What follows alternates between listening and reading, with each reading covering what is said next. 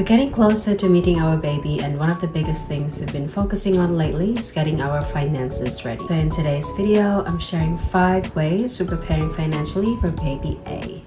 Hi everyone, I'm currently in my 3rd trimester and it's been great and challenging at the same time, but I am thankful that I get to experience this kind of feeling. In today's video, I'll be talking about practical ways, not perfection, when it comes to preparing financially for when the baby arrives. Just a disclaimer as well, I'm not a financial expert, obviously. I'll just be sharing with you how Shane and I prepare financially for when the baby arrives. Every family situation is different, but I hope this will give you some sort of idea on how you would prepare financially in your own way. First one is parental leave income changes. What's paid versus unpaid? How many weeks or months are we covered and not covered? Those are the questions that you would ask each other when it comes to this topic. So we would calculate all of the weeks or months that we're not covered. We will also calculate all the expected expenses and bills on those weeks and months that we are covered when our income is slightly reduced or changed. The thing that we did is just we listed physically in our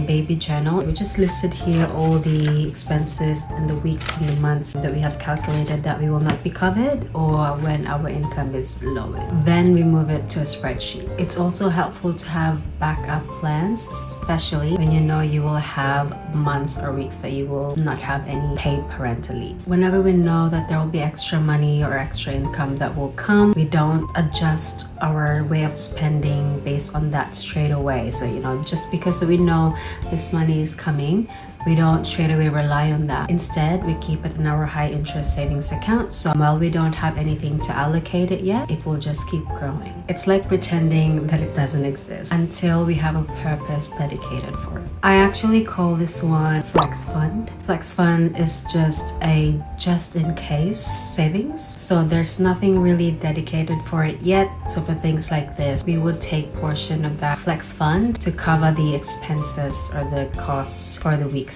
or months that we don't have income. Second is reassessing and testing our budget with baby essentials. A month before the due date, we will start adjusting our budget inclusive of baby categories. Increase our grocery budget because that will include baby essentials. We have a separate health and consultation budget and reduced weekly dates because we'll just be at home most of the time anyway for the first couple of months or for the first few weeks. And we have also reduced our miscellaneous spending. So we will start adjusting those budgets early on, like a month before the due date. We're gonna pretend that those expenses already exist before they actually exist. It's like a trial period before the real costs actually kicks in, and then we can just adjust the budget later on when they finally exist. Third is adjusting our emergency funds. Emergency funds is very important. Shane and I have been saving up for emergency funds just in case something unexpected happens to make sure that we would be covered, we won't panic, and it's strictly for emergencies only. It's not to spend on something that we know is gonna come or is planned or we know that it's gonna happen. It's not even for other people to borrow as well. So it's really intended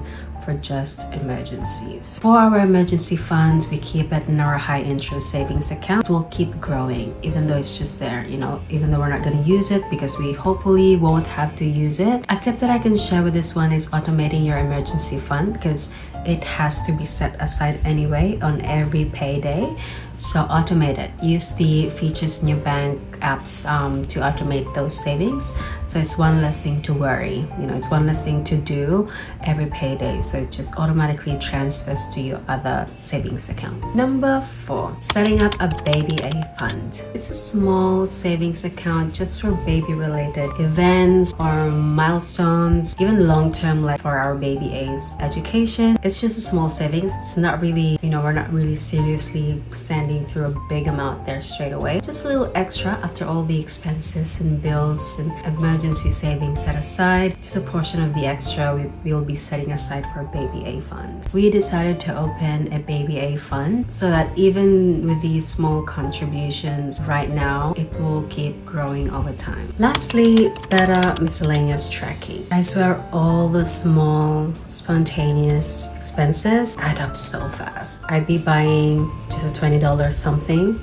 And then I see another one that I'm interested to buy the week after, like, and it's like $15. Since I don't track them, because we use our credit card for the spending, for the points, we can't really track it from there because it's combined, so it's Shane and I. So this time we have come up with a better miscellaneous tracking, and hopefully it will keep working. How we're tracking it now is still in the same Google Sheet. It's the same spreadsheet that we use for our payday budget. We just added a line for miscellaneous tracking, sort of like a table to track what we've been spending on. So yeah, I've been doing that now, and honestly, it doesn't feel restrictive at all. It makes me even feel mindful. You've reached it to the end of this video. Thank you so much for watching all that. Remember, this is our way of preparing financially for when the baby arrives. This might not be your way, or this might not work for you, and that's okay. It's different situation in every family, but this is our way. Both of us, Shane and I, didn't really have this kind of guidance growing up when it comes to managing our finances or handling our finances. So this is kind of our way of handling it.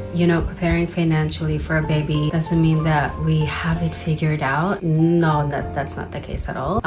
It's more like having that mindset, just having that mindset of being prepared, future oriented, don't want to panic. So that's just the mindset that we're practicing. We might still even need help, but this is our way to sort of try to avoid that, trying to be more responsible with our finances. It's about these small intentional steps that we do to feel more prepared. That's it for this video, guys. If you found this helpful, I recommend watching my growth and productivity playlist for more contents like this, and don't forget to like and subscribe. Thank you. Bye-bye.